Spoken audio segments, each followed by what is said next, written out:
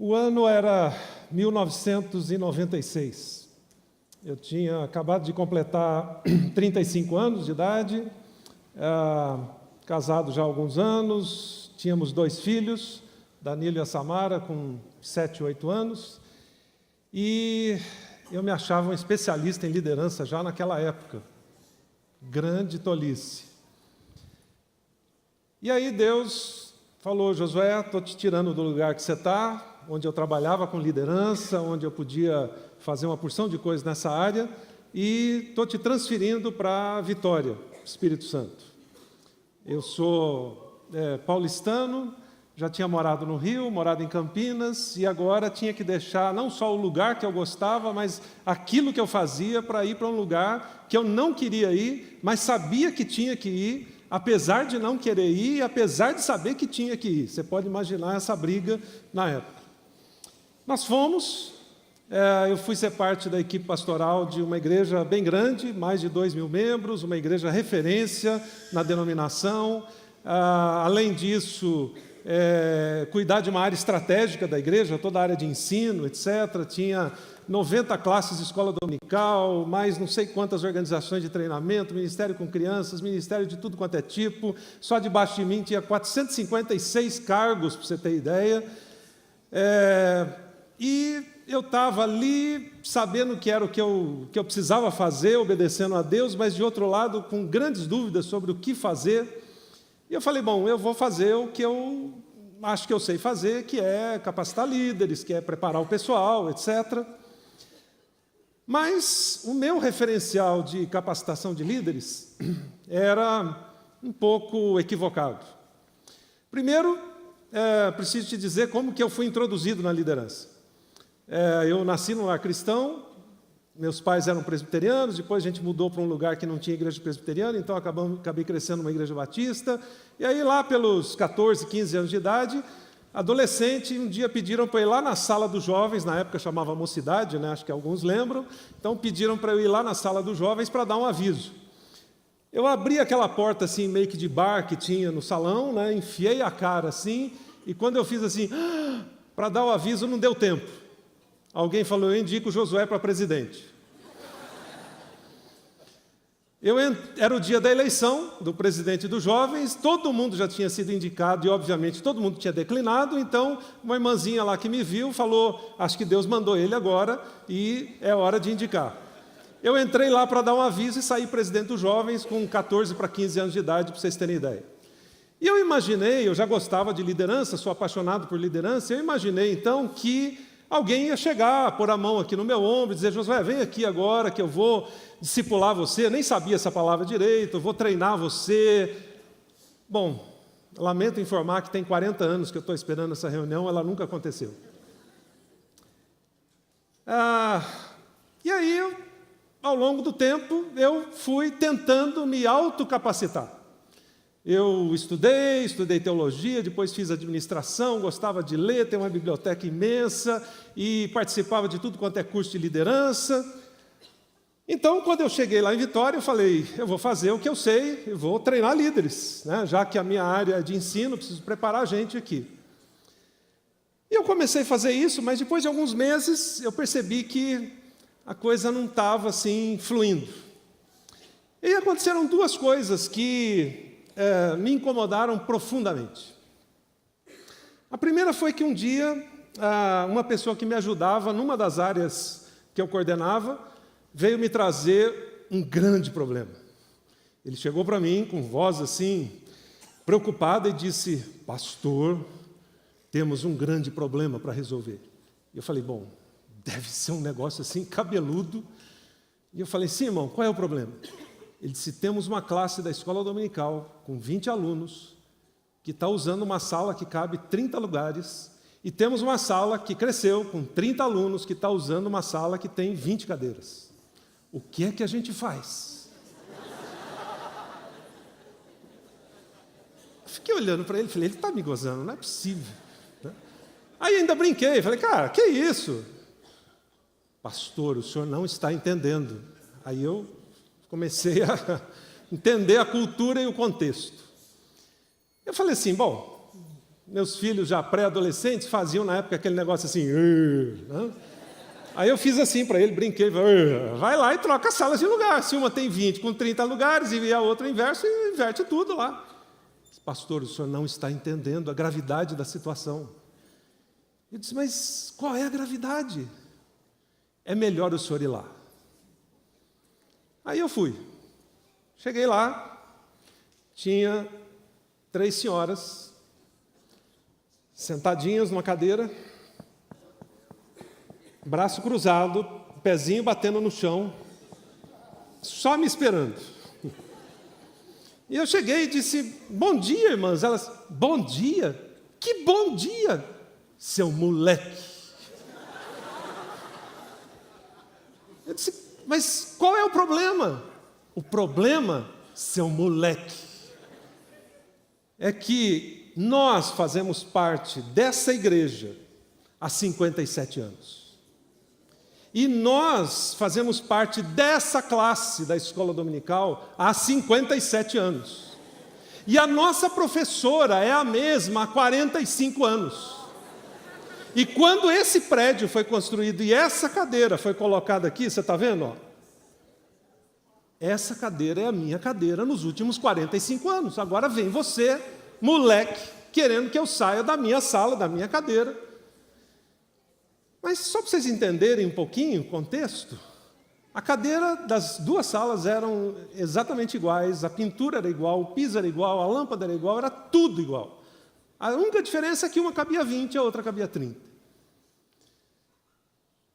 E naquele dia, depois de ver que eu não valia a pena brigar essa batalha, eu fui para casa com o coração profundamente incomodado. Não só por aquele entreveiro ali, mas porque, na verdade, eu fiquei pensando como é que alguém está estudando a Bíblia há 57 anos e não entendeu o primeiro mandamento, que é amem uns aos outros. Está precisando ir lá para outra sala? Tudo bem, eu troco, a cadeira é igual. Se fosse ruim, tivesse me mandado para um barracão, sem ar-condicionado, eu podia até reclamar, mas é a mesma coisa. Como é que alguém está estudando a Bíblia há 57 anos e não entendeu isso? Passaram-se mais alguns meses, eu não conseguia resolver esse incômodo, eu não sabia, na verdade, como resolver, porque eu, como talvez muitos de vocês, sou parte de uma geração que não foi discipulada. Eu fui ouvir sobre discipulado pela primeira vez com 18 anos de idade, quando eu fui para a Faculdade Teológica estudar teologia em São Paulo, e o meu querido e saudoso professor Ari Veloso começou a falar, eu falei, nossa, era isso que estava faltando. Eu sabia que estava faltando alguma coisa na igreja, era isso. Então eu passei 18 anos na igreja sem ouvir a palavra discipulado. E aí eu fui pedir para o Ari me discipular, isso há 36, 37 anos atrás, quando meia dúzia de pessoas falavam de discipulado no país. Essa explosão que a gente teve foi nos últimos 15, 20 anos, mas naquela época tinha meia dúzia de pessoas que falavam de discipulado. E o Ari disse para mim um negócio que eu nunca mais esqueci. Ele falou assim, Batuta, ele chamava todo mundo de Batuta, porque não lembrava o nome, então foi um jeito de, né, é uma dica aí para você. Batuta, né, uma boa dica. Ele disse, Batuta, é o seguinte, não dá para eu te discipular agora, porque eu estou discipulando alguns homens, estou plantando a igreja do Morumbi lá em São Paulo, e não dá, lamento. Mas é o seguinte, está na Bíblia, é a única coisa que Jesus mandou a gente fazer, então espera, que alguém vai fazer com você. Eu fiquei esperando. Passaram os 4 anos de faculdade, ninguém fez. Aí eu comecei o ministério, engatado já em 3ª, 4ª, etc. Fui líder local, depois regional, depois estadual, depois nacional, depois até participação internacional. Passaram-se 15 anos de ministério. A gente publicava algumas revistas para jovens, tinha lá um caderno de discipulado. Eu escrevia artigos sobre discipulado, tudo teoria. Nunca tinha sido discipulado, nunca entendi direito, na experiência prática, o que era ser um discípulo de Jesus.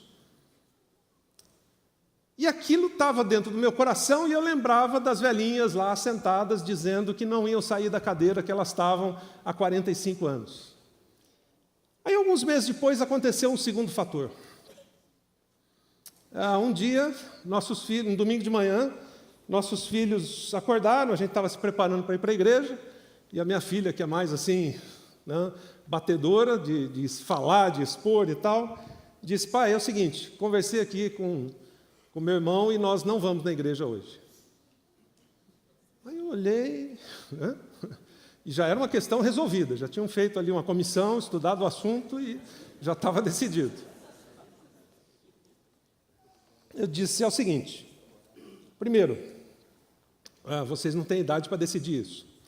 Segundo, o seu pai é um dos pastores da igreja, então vocês não têm essa opção. Terceiro, seu pai é o pastor de ensino da igreja. Você está dizendo que não quer ir na escola dominical porque é chato, é ruim, não está aprendendo nada, mas não tem opção. Vamos embora para a igreja.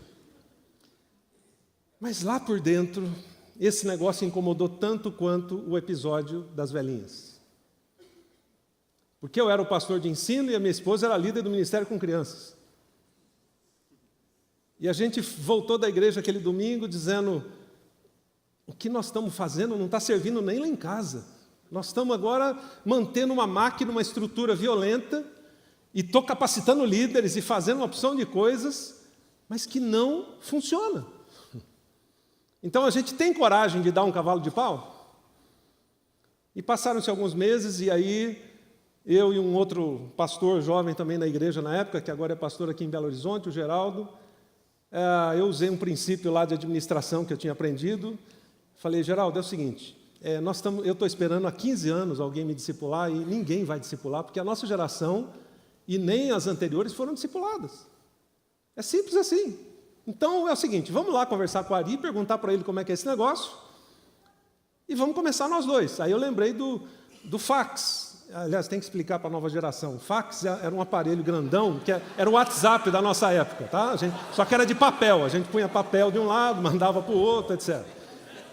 Então, os demais conhecem, né?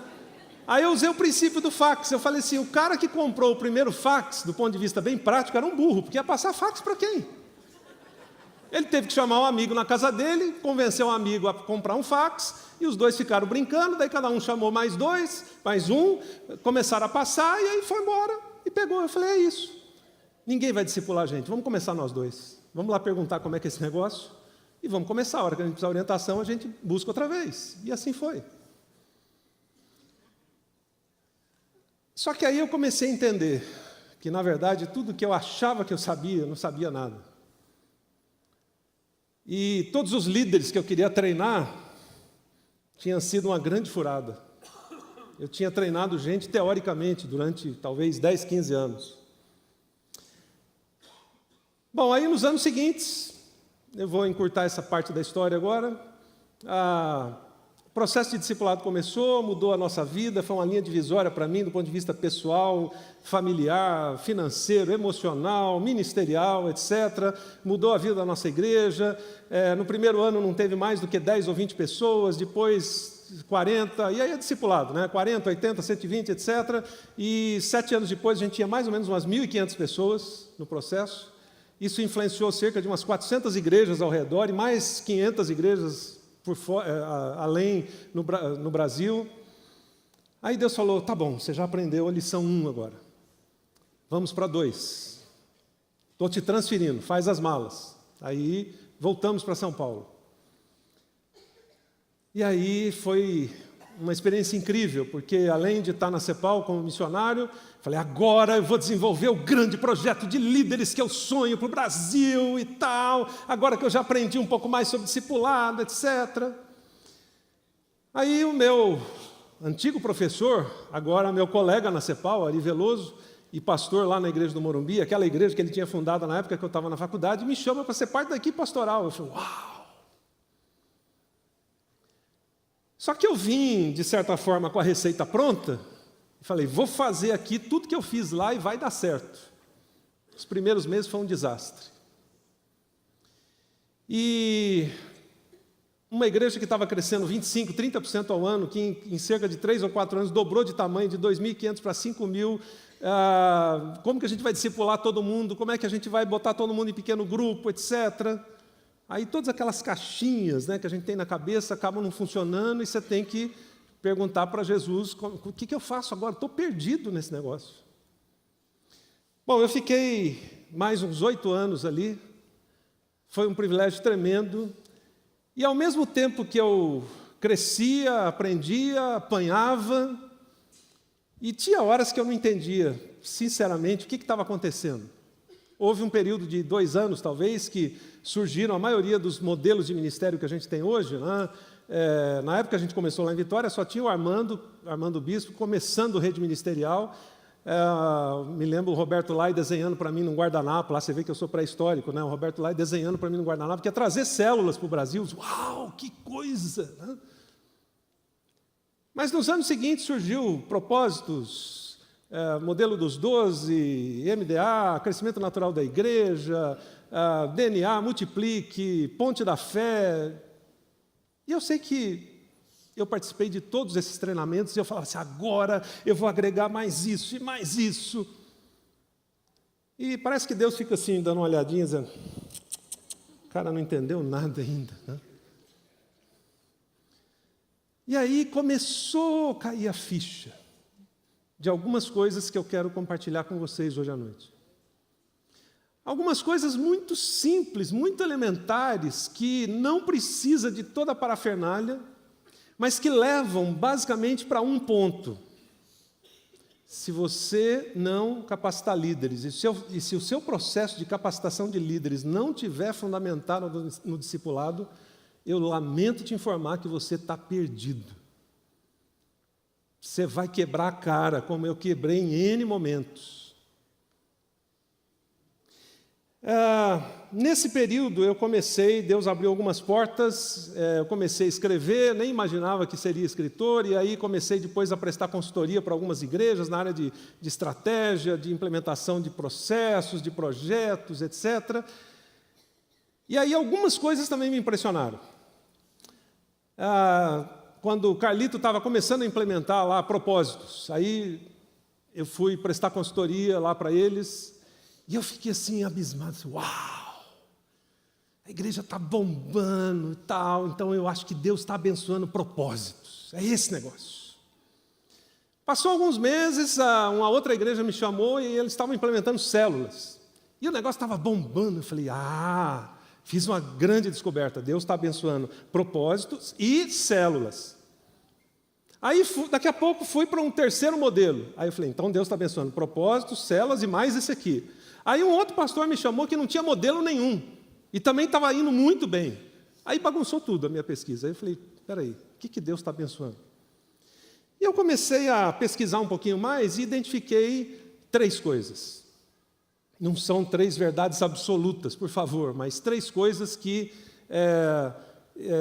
podem dar um indício muito forte para você do seu caminho futuro.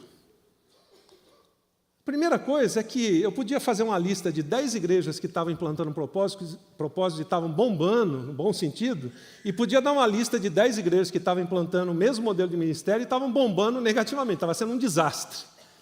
E a mesma coisa com todos os outros. E aí aquilo me intrigou, por que esse modelo funciona aqui e não funciona aqui? Quais são as características? Quais são as diferenças? E foi aí que eu descobri essas 3 coisas. Primeiro, não dependia do modelo. A primeira coisa era assim, Deus olha para você e diz, você quer me obedecer? Independentemente do que eu vou fazer, você quer me obedecer como pastor, como líder? Se a resposta é sim, Deus fala, joia! Tem uma segunda pergunta. Você quer implementar a minha visão no lugar para onde eu te mandei? Se você diz sim, Deus fala, uau! Agora nós vamos trabalhar juntos. Aí você pergunta, mas Deus, qual o modelo de ministério eu uso? Qual o material? Essa é uma pergunta clássica, né, de todo pastor. Qual é o material? E aí eu fiz uma descoberta. Deus, como que disse para você, escolhe o que você gosta mais. Que eu vou te abençoar mesmo. Você é obediente. Você quer implementar a minha visão na cidade ou no bairro que eu te mandei.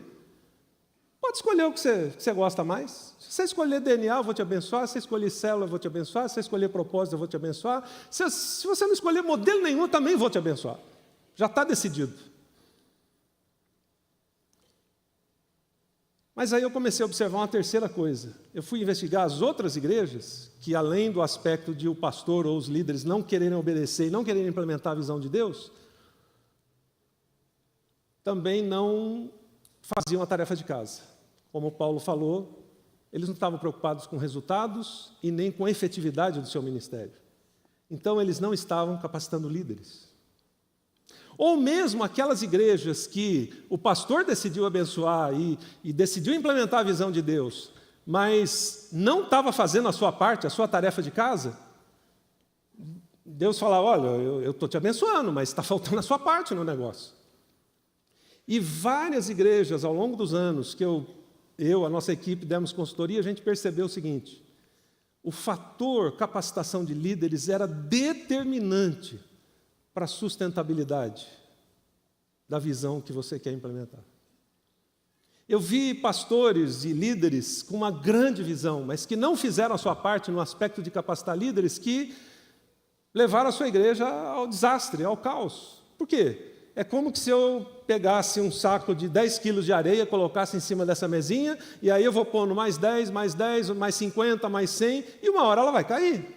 Você quer dar sustentabilidade a uma visão, a um processo, com a mesma estrutura que você tinha? Não tem como.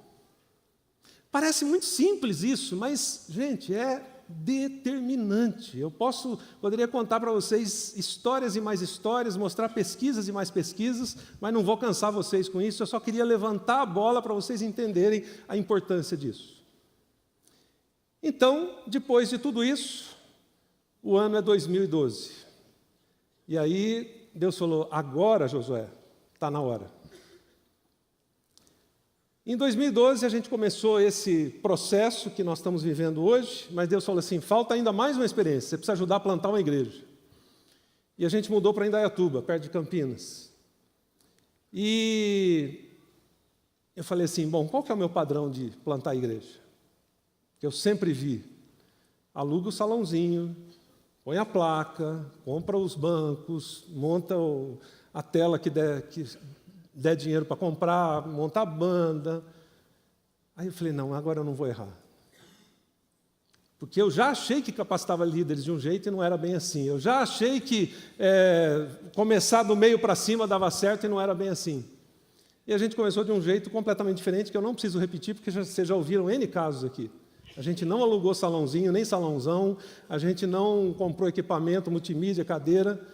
A gente começou com algumas células. Alguns pequenos grupos. Durante 6 meses, era só grupos. Aí eu falei, eu não tenho como ser o pastor da igreja, a gente precisa arranjar um pastor, eu posso mentorear. E aí veio o Tiago Mates, que é o pastor da nossa igreja hoje. Isso tem 6 anos agora. E daqueles pequenos grupos, que depois de quase 1 ano, 8 meses, a gente começou a fazer um culto por mês, e depois de quase 1 ano e pouco, 1 ano e meio, aí que a gente arranjou um anfiteatro, alugava só o final de semana. Daqueles grupinhos iniciais, hoje tem mais ou menos umas 1.800 pessoas. Mas não é número por número. E aí, então, eu queria mostrar para você um resumo de todas essas fases de história, porque elas foram muito práticas para mim, no aprendizado, mas, em muitos momentos, elas foram também muito doloridas. E por que, quando eu tinha 14 para 15 anos e fui eleito líder pela primeira vez, ninguém colocou a mão no meu ombro e disse, vem aqui, Josué. Eu falei, eu quero dedicar o restante da minha vida em liderança para evitar que muitos outros passem as dores que eu passei porque não teve ninguém para pôr a mão aqui no ombro. Então eu comecei inicialmente pensando em quais eram os princípios milenares, as coisas que Jesus fez com aqueles 12, que a gente poderia aplicar em qualquer contexto, em qualquer situação, em qualquer igreja, em qualquer cidade. E como isso gerou sustentabilidade. Aí, primeiro, eu gastei alguns anos, eu não gosto, às vezes, de projetos de muito longo prazo, naquilo que não precisa ser longo prazo, mas nesses 2 eu gastei alguns longos anos, primeiro, pensando, o que é uma grande igreja? Não grande igreja em tamanho, em número de membros, mas grande igreja em impacto. E aí uma descoberta que eu fiz nesse processo foi que grandes igrejas são sustentadas por aquilo que eu chamo de pequenos líderes. São aqueles que estão com a bacia, a toalha na mão, independentemente de cargo, de função, de estrutura, de organograma, É gente que está disposta a servir em qualquer situação, em qualquer circunstância. E foi muito custoso para mim aprender isso, porque o meu padrão era, você tem que pôr o pessoal lá na classe, ensinar, dar o livro, dar a revista, de preferência fazer a chamada e tudo mais. Quando, na verdade, isso dependia de relacionamentos para o desenvolvimento desses líderes. Depois na minha inquietação investigativa, eu comecei a pensar, bom, Jesus treinou 12. Será que esses caras fizeram o que Jesus ensinou para eles ao longo dos anos seguintes?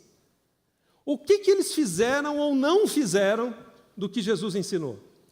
E aí esse demorou mais tempo, demorou uns 10 anos esse material, que eu chamo de Simplesmente Líder. Foi olhar e mergulhar no livro de Atos, não para fazer exegese, comentário e tal, mas perguntas. Pedacinho por pedacinho ali, situação por situação, como é que os discípulos refletiram a liderança que eles aprenderam com Jesus. E os princípios que eu vou compartilhar agora aqui para você estão nesses 2 materiais, mas se você, como o Paulo disse, não quiser comprar o livro, eu vou dar um preview aqui para você dos principais itens. Bom, a primeira grande descoberta é que quando a gente quer plantar uma igreja ou revitalizar uma igreja, que eu imagino que é a situação da maioria de vocês aqui, sobe aquele fogo assim no coração, você diz, eu vou para a cidade tal, vou plantar uma igreja, vai ser do tamanho da igreja de Belo Horizonte, e a gente vai construir um templo tão grande quanto esse, etc.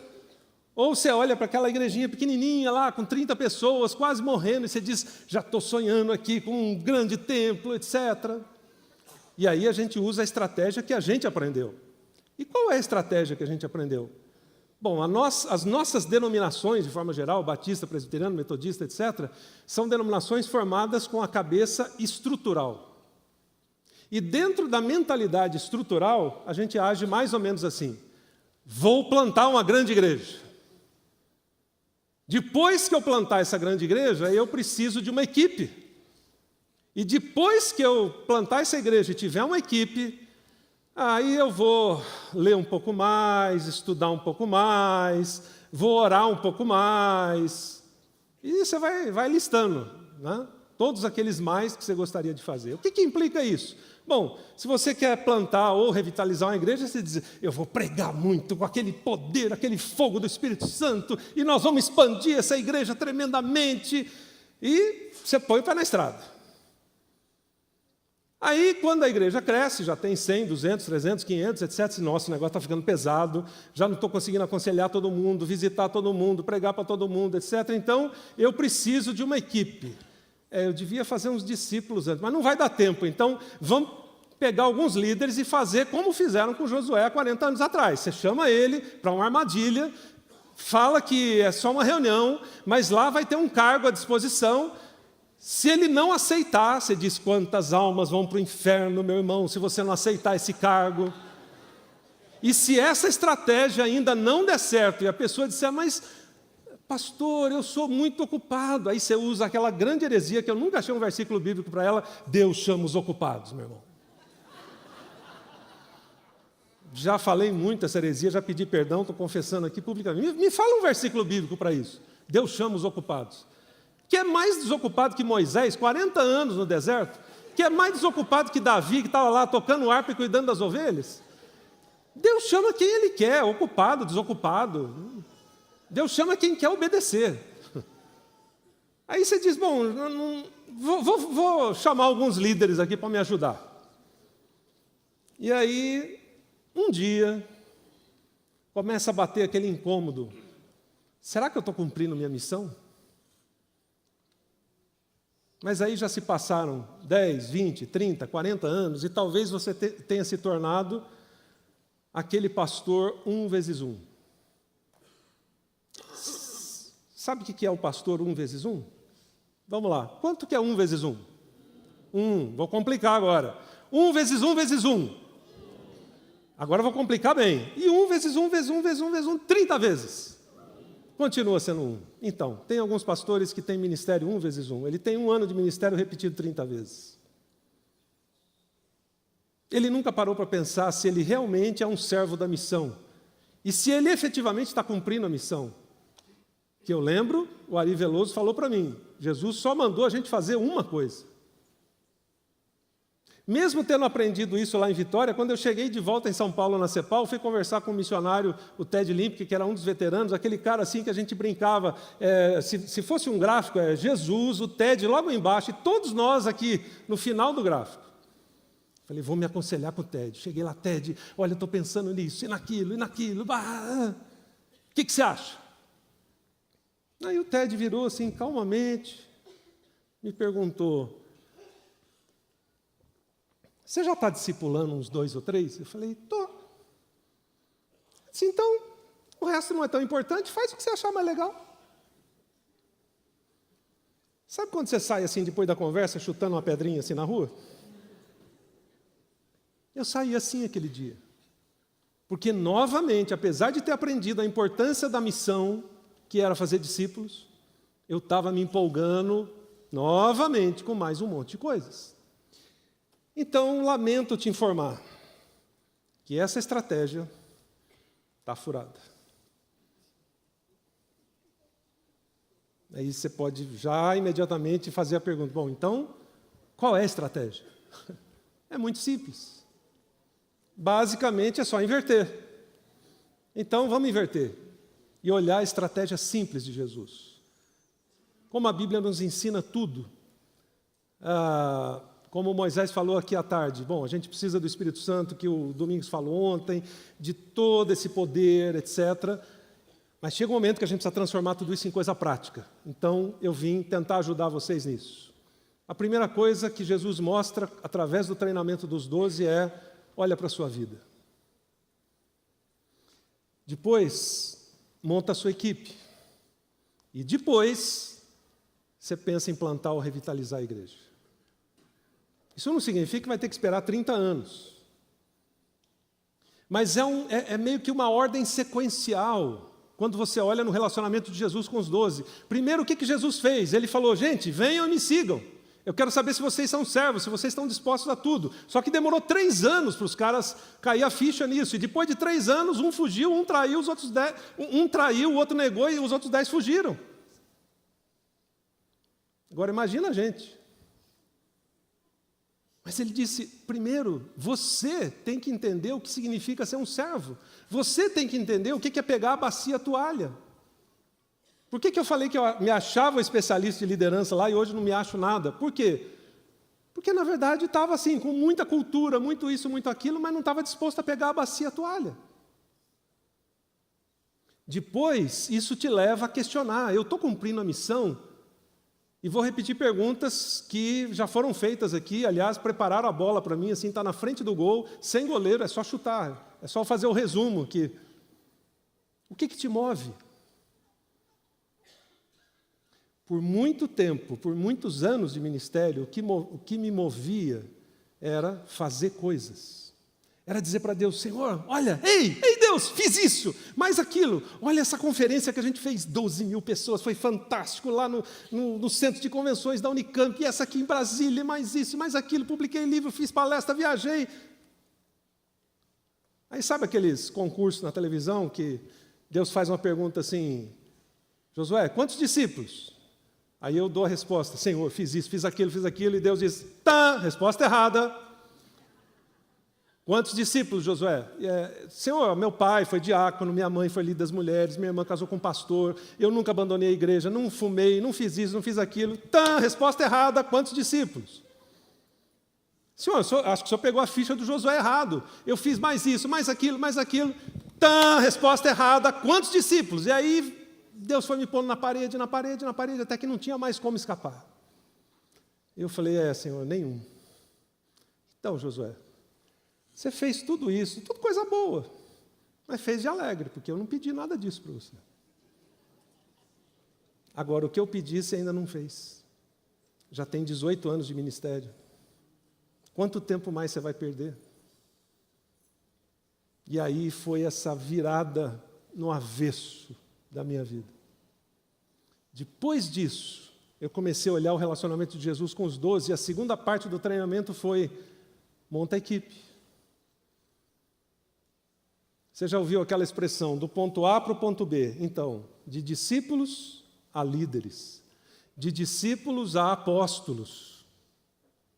Não foi o contrário. Gente, estou chamando vocês para plantar a igreja, nós vamos viajar o mundo inteiro, depois vocês vão conhecer Paulo, Barnabé, e vão pregar nos grandes ginásios, estádios. Não.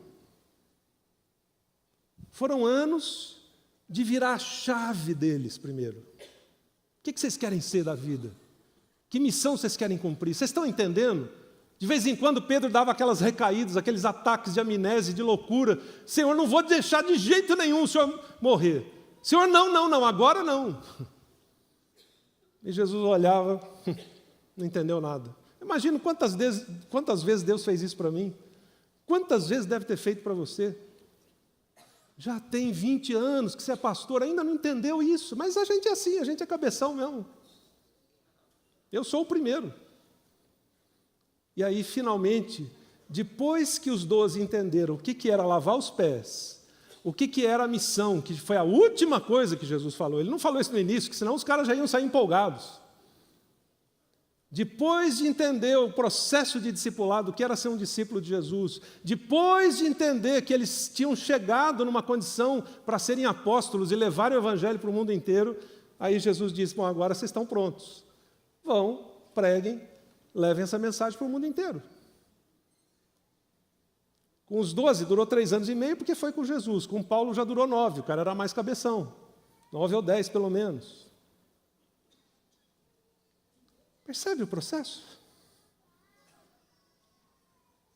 Talvez alguns desistam aqui, né? Mas isso leva a uma outra questão. Por onde Jesus começou? E essa questão, eu diria assim, é a questão chave para você entender o que eu quero dizer hoje à noite. Eu vou usar um texto que você já deve ter pregado umas 50 vezes. Filipenses 2. Aqui é o fim do filme. Só que eu vou dividir esse texto de um outro jeitinho aqui. Como é que o texto começa? Primeiro dizendo que Jesus, apesar de ser Deus, não se apegou ao trono. O que isso significa? Que ele entendeu o que significava ser servo, para poder mostrar para os outros o que era ser servo.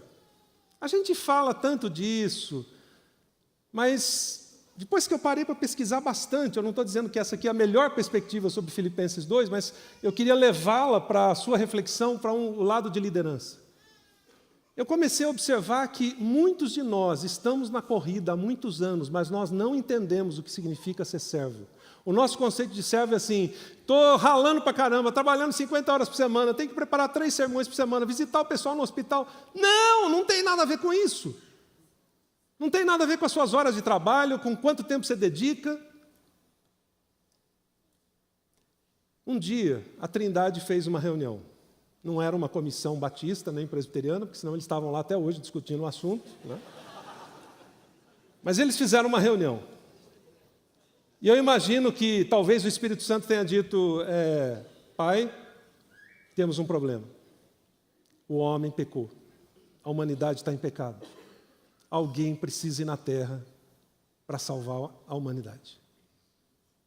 Mas eu não imagino que o Espírito Santo tenha dito assim, voluntários, a Trindade decidiu, Jesus precisa ir à terra para morrer, ressuscitar e salvar a humanidade, todos nós, aqueles que aceitarem.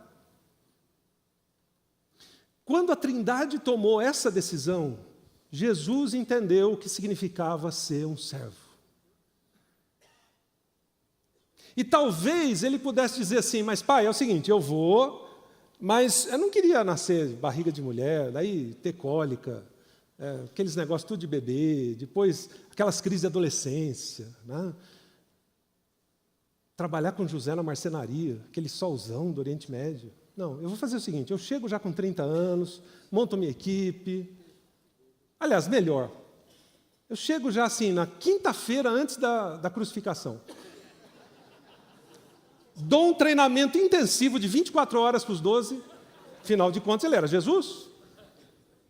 Na sexta eu morro, sábado fico lá, domingo ressuscito e volto em seguida.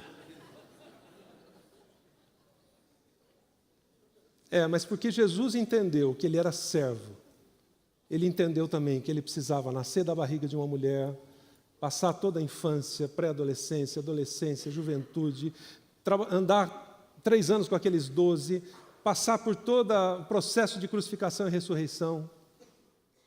Você percebe que antes dele se envolver na missão, ele entendeu o que era ser um servo, era abrir mão de tudo. Talvez muitos de nós, ou muitos de vocês, não tenham entendido ainda o que significa ser servo. Aí em seguida, o que o texto diz? Que ele esvaziou a si mesmo. Abriu mão de tudo para ser um servo. Jesus teve que ajustar a sua vida, ou seja, ele estava sentado do lado do Pai, no trono, agora ele vem sozinho para cá, do ponto de vista humano, não vai vir uma legião de anjos, não vai ter... sabe aquela coisa assim que o guarda te para, você tira aquela carteira bonita que você tem e fala, sabe com quem você está falando? Bom, se tem alguém que podia chegar aqui na terra e dizer isso, é Jesus. Sabe com quem você está falando? Sou filho do homem. Mas ele vem como servo. E aí, isso gera uma outra coisa. Ele se humilha. Mas se humilha a quê? Ao Pai? Não, ele já era parte da Trindade. Ao diabo? Não, senão ele teria perdido a batalha. Ao homem? Também não. Ele se humilha à missão. Ele se submete à missão. A Trindade decide, a missão é salvar a humanidade. Quem vai se submeter à missão? A missão que Jesus deixou para nós é a extensão da salvação da humanidade, é comunicar que ele já morreu. Quem está disposto a se submeter à missão? Isso leva a uma outra questão. O texto diz, ele se submeteu até a morte, foi obediente até a morte. Por quê? Porque isso era o foco da vida dele. Nada enroscou pelo caminho, ele não deixou que nada iludisse ele. E isso levou então ao resultado, conectando com o que o Paulo falou aqui. Toda língua confessará, todo joelho se dobrará. Esse foi o resultado da submissão, que foi a multiplicação. Agora, vamos pôr umas caixinhas a mais aqui para você entender a divisão disso, bem prática. Primeira, nas 2 primeiras partes do texto, Jesus entende o que significa ser servo. Antes de ser eleito para qualquer cargo, antes de pensar assim, vou plantar uma igreja, antes de pensar, vou revitalizar a igreja, antes de qualquer coisa, ele diz, eu vou ser servo. De quê? Da missão de Deus. Aí ele então tem condições de vir para executar a missão. E quando ele decide executar a missão, tem um foco. O foco é a cruz, que é a visão dele aqui na terra. Nada podia tirar ele desse foco, como nada tirou. E é isso que gera, então, resultado. Dá para você visualizar na prática o que você precisa fazer com tudo que você está ouvindo aqui nesse final de semana? Você precisa pôr isso num trilho e ter muito claro, primeiro, qual é o seu relacionamento com Deus. É um relacionamento de servo ou é um relacionamento simplesmente de subserviência? Você não conseguiu fazer outra coisa na vida, então vou ajudar, vou ser pastor, vou fazer qualquer coisa desse tipo. Ou, sei lá, você está desanimado porque perdeu aquela chama inicial da visão. Enfim, você já ouviu isso N vezes, eu não preciso repetir, mas o que é ser servo para você? Quando você identificar bem isso, você tem que perguntar, eu estou no caminho da missão? Eu dou minha vida pela missão? E aí perguntar a Deus, o que o Senhor quer fazer de mim? Qual é a visão para esse tempo, para esse lugar onde o Senhor me mandou? Quando eu disse que eu não queria ir para a Vitória, porque a perspectiva era minha, não era de Deus. Eu não estava sendo servo, eu não sabia qual era a missão, e eu muito menos sabia qual era a visão que Deus queria executar lá. Eu tenho um memorial lá em casa, uma mesinha assim, que eu guardo umas coisas só para relembrar, né? Como a Raquel diz, eu morei muito tempo lá em Guarulhos, que é uma cidade da grande São Paulo. A Raquel diz assim, é só para lembrar que você veio lá de Guarulhos, só para não ficar com o nariz empinado, assim. E eu tenho um negócio lá que era todos os planos que eu fiz quando eu cheguei em Vitória na igreja. Negócio assim, 120 páginas, 10 grandes projetos divididos em mais 25 planos de ação. Está lá amarelado, nunca fiz nada daquilo. Porque era o meu plano. que não ia produzir nenhum resultado. Dá para você conectar com aquilo que o Domingos falou ontem de ser usado pelo Espírito, de deixar o Espírito ir à frente. Dá para você conectar com o que o Paulo falou hoje de resultado, que não é número. O número é uma consequência. Agora, isso aqui é loucura, né, gente? O cara primeiro ser servo, para depois se submeter à missão e morrer pela missão, para depois gastar a vida inteira para chegar na cruz, para depois ter resultado. É loucura, a gente ouviu falar isso aqui. Então, deixa eu dizer para você três coisinhas conectadas a isso. Visão sem loucura é só sonho. Você vai ser aquele eterno sonhador. Eu tenho uns amigos que estudaram comigo na faculdade há 35 anos atrás, estão até hoje sonhando. Não, eu vou ainda fazer um ministério, vou fazer isso. Ele perdeu o bonde, ele não está entendendo qual é a ação de Deus. Complementando, falando de um outro jeito, aquilo que o Domingos falou, que a melhor coisa que a gente faz é não atrapalhar Deus, o inverso disso é siga Deus. Não ultrapasse Deus, só siga Deus. Onde Deus está agindo, eu me junto a Ele. Essa igreja não está crescendo porque tem uma grande estratégia, essa igreja está crescendo porque Deus está agindo. E os pastores decidiram seguir Deus, só isso. Eu posso identificar em todas as viagens que eu faço, nas consultorias, nas palestras, etc., quem está seguindo Deus e quem não está seguindo Deus.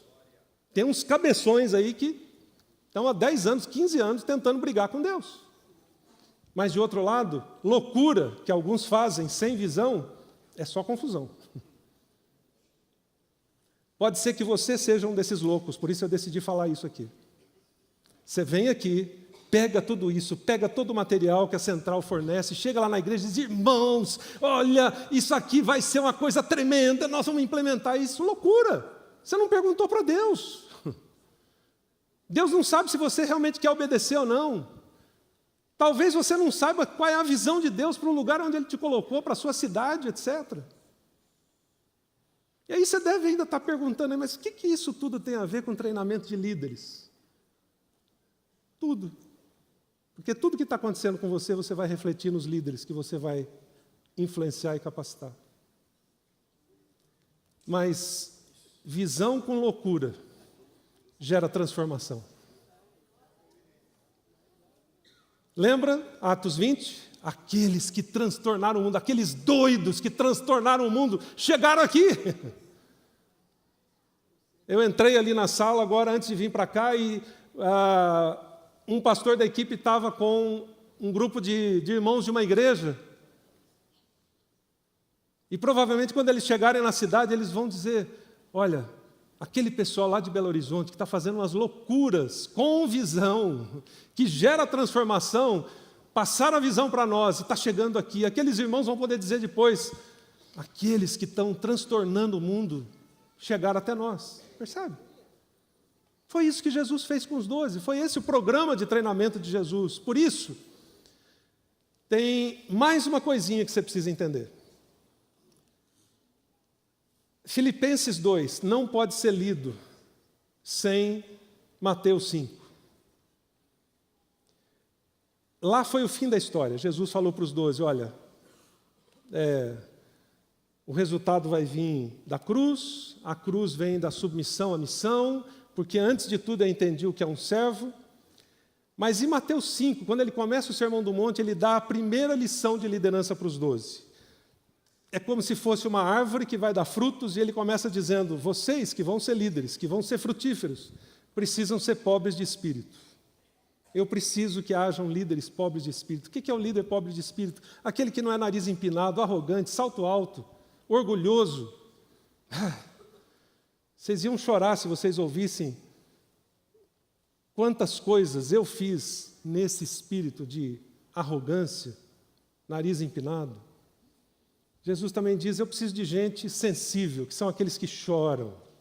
Eles vão ser consolados, mas eles precisam chorar. Eu me lembro que uma vez atendi uma jovem senhora na igreja, uma igreja com 5.000 membros, você nem conhece todo mundo, e essa eu não conhecia direito, atendi, ouvi, ela contou a história dela por 1 hora, eu orei, li a Bíblia, quando ela agradeceu, quando ela estava saindo, fechando a porta, Deus falou para mim, chora por ela. Eu falei, como assim Deus, chorar por ela? Chora por ela. Eu falei, acho que eu não estou entendendo que chorar por ela. É, chorar, sim, sabe, chorar de lágrima. Aí eu falei, eu acho que eu não consigo. Deus falou, pois é, Josué, você é um bom pastor, um bom rapaz, você leu o texto certo, fez a oração certa, atendeu ela direitinho, mas foi tudo profissional, né? Você não sentiu nada. Chora por ela. Aí eu comecei a chorar por mim primeiro.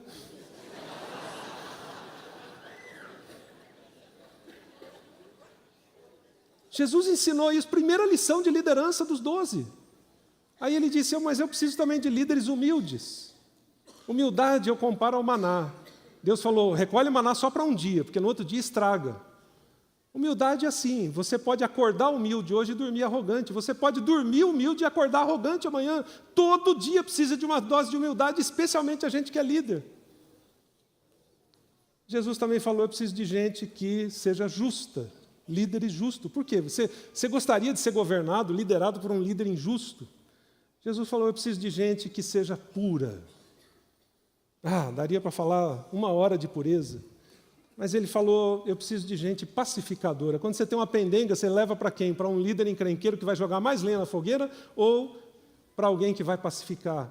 Jesus falou, eu também preciso de gente misericordiosa e de gente disposta a ser perseguida. Essa parte eu tinha dificuldade. Senhor, eu já estou dando tudo, fazendo tudo, trabalhando 70 horas por semana, ainda tem que ser perseguido. Aí um dia, um homem que era muito amigo, o Paulo Solonca, já faleceu também, a gente conversando, ele me ajudou a entender essa pendenga aqui. Ele falou, Josué, quem é perseguido por quê? E aí a gente chegou à conclusão, porque tem uma causa. E quem tem uma causa, acontece o que com ele? Ele incomoda.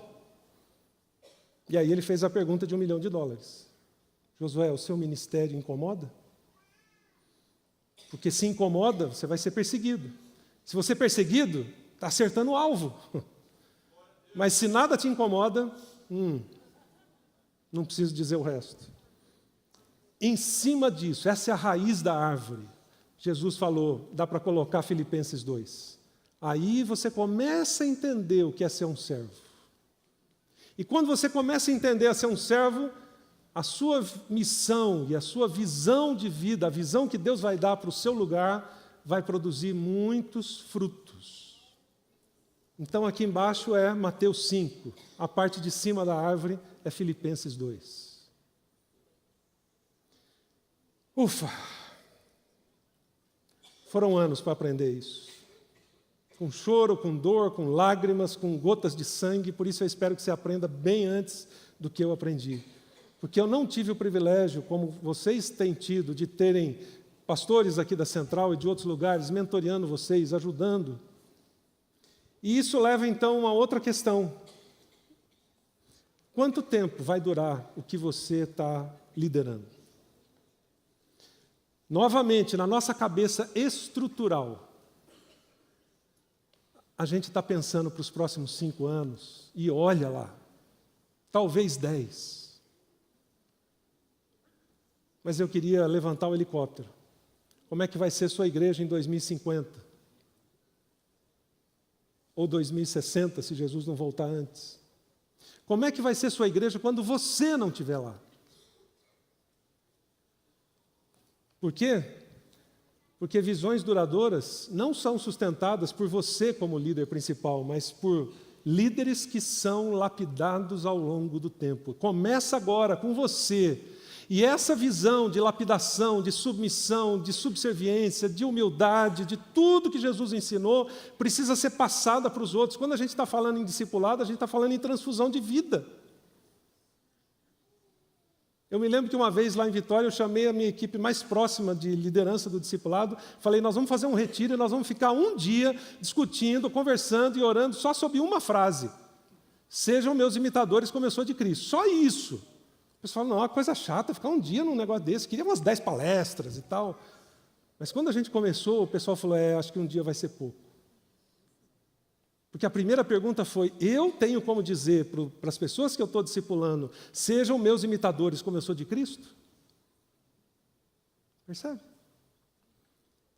Então, deixa eu, para completar, levantar alguns tópicos só para vocês pensarem. Quando eu falei que Jesus primeiro mexeu na vida pessoal, o que ele fez? Ele mostrou para esses homens o que era a missão. O trabalho de 3 anos demorou porque esses caras não entendiam qual era a missão.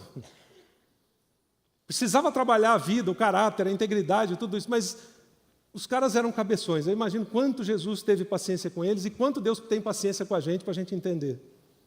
Eu acho que eu fui entender minha missão mesmo, aquele chamado que eu tive lá aos 17 anos, uns 20 anos depois. E Deus teve que ter muita paciência comigo. De outro lado, quando a gente tem líderes que morrem pela missão, isso se multiplica. Esses caras entenderam o que era a missão porque você conhece a história deles e eles morreram das formas mais variadas e trágicas possíveis. Eles deram a vida pela missão. E eu não sei quantos de nós daríamos a vida pela missão. Para alguns, como já foi dito, é só um salário, a casa pastoral e um carro. Então levanta o helicóptero. Uma terceira coisa é que as adversidades, elas consolidam as oportunidades. No Novo Testamento a gente percebe isso. Quando eu comecei a perguntar, os 12 praticaram o que eles aprenderam com Jesus? Sim, porque eles sofreram, eles foram perseguidos, eles foram chicoteados, eles foram presos. Estevão morre, mas a igreja se expande com isso. A gente quer expansão sem sacrifício. Ao longo dessa trajetória, um dia, uma pessoa de equipe ministerial me traiu. E eu fiquei muito machucado, muito bravo, querendo chutar o pau da barraca. E aí eu fui orar e dizer, Deus, mas como o Senhor permite isso? E ele falou assim, mas você orou pedindo isso? Como assim, pedir para ser traído? Eu disse, não, você orou pedindo para ser igual a Jesus, parecido com Jesus.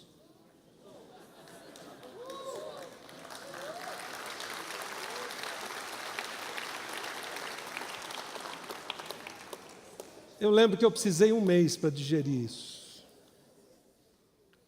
Para que eu fui orar assim? Porque a gente pensa, eu quero ser igual a Jesus só na parte boa. Mas isso faz parte do treinamento. Quando você entende algumas dessas coisas, Deus diz, agora já dá para começar a transferir o que você aprendeu para a sua equipe. Então, a missão que você entendeu tem como se tornar a liga da sua equipe.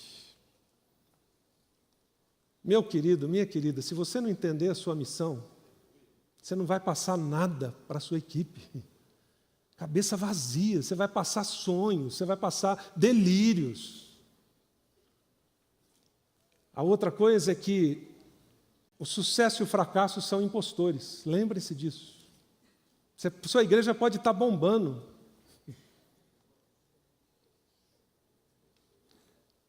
O que mantém o foco é uma equipe alinhada na mesma missão. A missão que Jesus demonstrou lá em Filipenses 2. Olhe para a nova geração. Eu aprendi 2 coisas quando eu vou formar a equipe. Primeiro, eu preciso de gente diferente de mim. Então, isso começa na idade. Eu preciso de gente não mais velha. Eu preciso de alguns mentores, obviamente, mas eu preciso de gente mais nova aqui, que me cutuque. Eu preciso de gente melhor do que eu. Não tenha medo disso. Porque você é bom em 1 ou 2 coisas, e olha lá. O resto é um desastre. Então, ache gente boa nas outras áreas que você não é bom. E ainda, capacite discípulos para que um dia eles cheguem a ser líderes. Sabe aquela frase, sucesso sem sucessor, heresia. Se você quer ter sucesso, você precisa fazer discípulos, não sucessores. Primeira transição ministerial que eu fiz um sucessor. Ele quebrou a cara e destruiu tudo que eu tinha construído. Porque eu não fiz um discípulo, eu fiz só um sucessor. Essas são algumas coisas que Jesus ensinou para os 12 e que você precisaria experimentar para passar para a sua equipe. E, por fim, isso se reflete na igreja. Bom, já foi dito, mas só para relembrar, Só faça coisas que Deus pediu para você fazer, porque eu gastei tantos anos da minha vida fazendo coisas que Deus não tinha pedido para eu fazer. Se for preciso subir no monte, ficar uma semana lá, um mês lá, até descobrir, vá. Não continue perdendo tempo fazendo coisas que Deus não pediu para você fazer. Eu tinha um mentor que dizia assim, por favor, não perca tempo com isso. Além disso, sua liderança incomoda? Incomoda a sua cidade, incomoda a sua igreja, incomoda as pessoas que estão ao redor? Porque os 12 incomodaram, Paulo incomodou, Jesus incomodou, os homens e mulheres chamados por Deus incomodaram em todos os lugares onde eles estavam. Realize um projeto que as pessoas olhem para você e digam, não foi o Paulo que fez isso. Não foi. Ele não conseguiria. Não foi o Wagner que fez isso. Não foi o Josué. Foi Deus. Faça algo tão grande que as pessoas vão olhar para você e dizer, não foi você, foi Deus. Percebe por que precisa de toda a parte anterior para chegar nisso? Quanto mais rápido você chegar, melhor. Eu perdi muitos anos. Então, se a gente fosse resumir, qual foi o programa de liderança de Jesus? Bom, primeiro, ele encontrou os caras estratégicos. Para nós, talvez não fosse, mas para ele era. Ele deu poder para eles, desde o início. Vou dar poder para vocês. Depois, lá em Atos 1:8, vou dar poder para vocês. Ele aprofundou o relacionamento com eles. Depois, ele ensinou eles em N situações, o ensino talvez mais formal. Depois, ele submeteu eles a testes. Gente, tem uma multidão aí, acho que deve ter uns 15 mil. Dá de comer para eles. Aí um olha para o outro e fala, o cara ficou louco, que isso? Faça testes. Depois ele deu o exemplo. E por fim, ele entregou o bastão. Não se agarre à cadeira do poder. Pense desde o primeiro dia em como entregar o bastão. Quer um resumo mais enxuto? Está aqui. Depois você vai ter o slide. Tá? Saiba recrutar. Os maiores erros começam aqui. Depois, delegue. Depois, desenvolva um processo de capacitação contínua.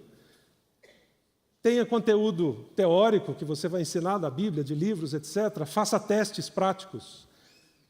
Pense sempre em capacitar líderes de forma transformadora, porque aí isso vai dar confiança para você, para passar o bastão para eles e multiplicar.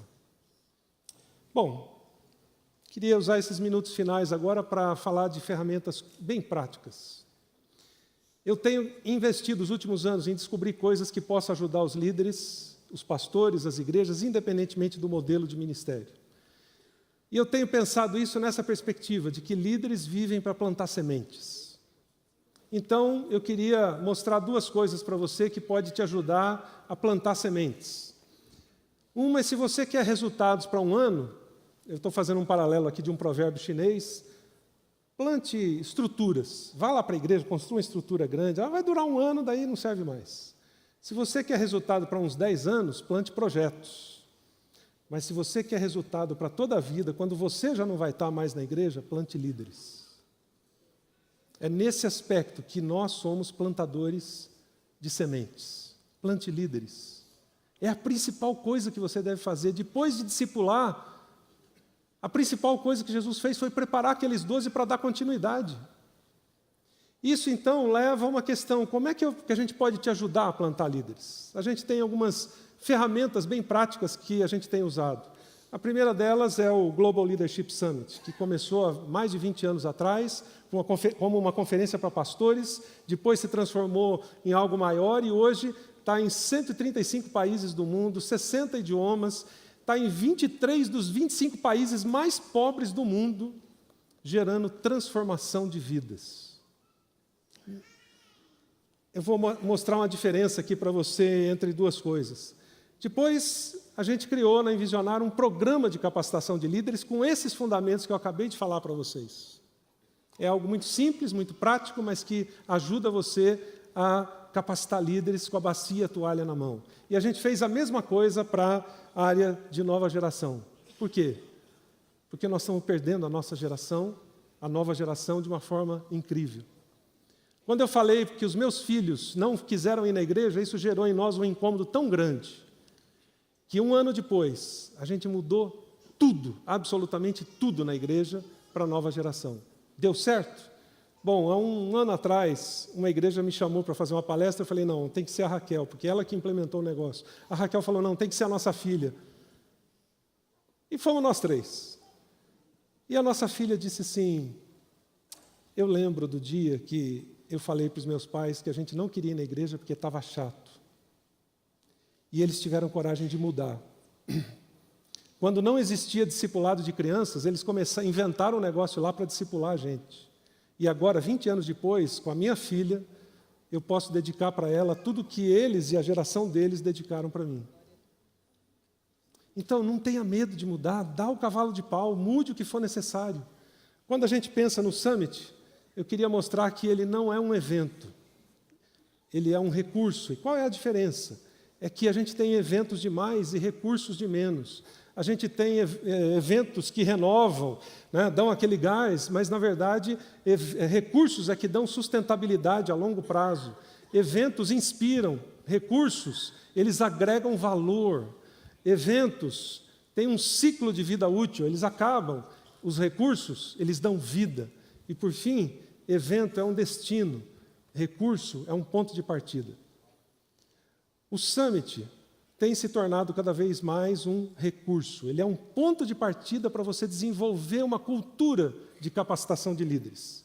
Dá uma olhadinha se isso ajudaria a sua liderança. As águias fazem amor no ar. Fazem ninhos em penhascos. E depois que chocam seus ovos, fazem como minha esposa Serita e eu fizemos, expulsam as crianças de casa. Quando você expulsa as crianças de casa e mora em um penhasco, a transição é difícil. Os filhotes de águia não aprendem a voar voando.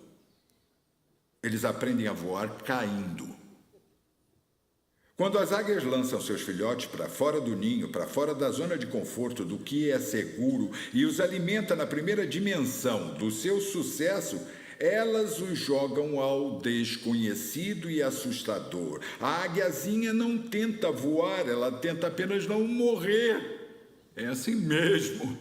Ela não tem ideia do que está fazendo. Ela continua a cair e bater as asas, cair e bater as asas, cair e bater as asas, cair e bater as asas, bater, e de repente ela descobre, quando eu faço isso, eu subo.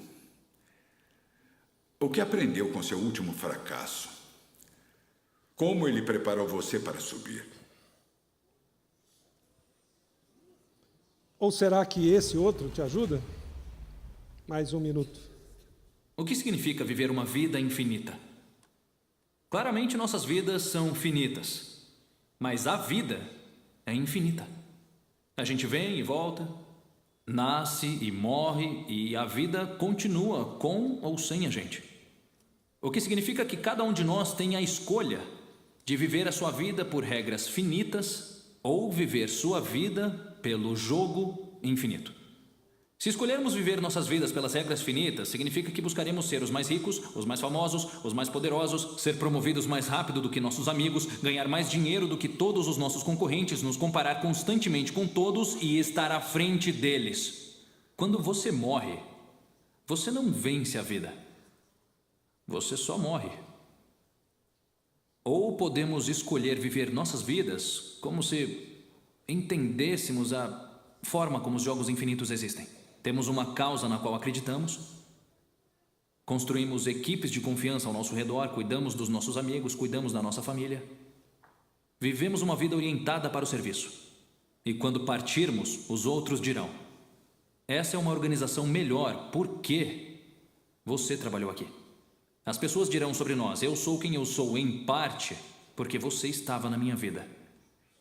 Vamos literalmente viver para sempre, por causa do impacto que causamos nas vidas das pessoas ao nosso redor. Será que esse tipo de coisa ajudaria você a trabalhar, talvez, semanas e semanas, com a sua liderança, aprofundando, desafiando? Eu queria fazer o ponto oposto agora aqui para encerrar. No início, tudo que eu coloquei tem a ver com fundamento. Não capacite líderes da metade para frente. Olhe primeiro para a sua vida. Entenda a sua razão de servo, seu senso de missão. Isso tem a ver com os nossos alicerces. Quando a gente olha para alguém e diz, caiu, se perdeu, é porque provavelmente não tinha as raízes da árvore que eu mostrei. Essa é a primeira parte da tarefa de casa. Mas a segunda parte é capacite líderes. Capacite líderes, capacite líderes. Passe aquilo que você recebeu, faça uma transfusão de vida, mostre que tipo de discípulo você é, influencie essas pessoas, cause impacto na vida delas, desafie essas pessoas a ter uma missão de vida, porque senão você vai ter um ministério que vai ser 1 vezes 1 vezes 1 vezes 1, anos e anos, e não vai fazer nenhuma diferença. Então, meu maior desafio para você, depois que você construir a sua base, é capacite líderes. Crie uma cultura de capacitação de líderes para dar sustentabilidade não ao seu ministério, mas àquilo que Deus quer fazer através de você nesse tempo e nessa geração. E eu espero, e essa é a minha oração agora, que Deus bote você na parede, que Ele aperte mesmo, que Ele não deixe você escapar, que com graça e amor Ele te leve a fazer essas descobertas ao longo da sua vida e que isso seja uma tremenda base para você fazer diferença nesse tempo e nessa geração. E que a gente ouça falar da sua história, da história do impacto que você vai causar lá no lugar onde Deus te colocou. Não importa se é grande ou pequeno, igreja grande ou pequena, se você está plantando ou revitalizando, mas que a gente ouça falar da grande história que Deus vai construir através de você para a glória dele. Amém.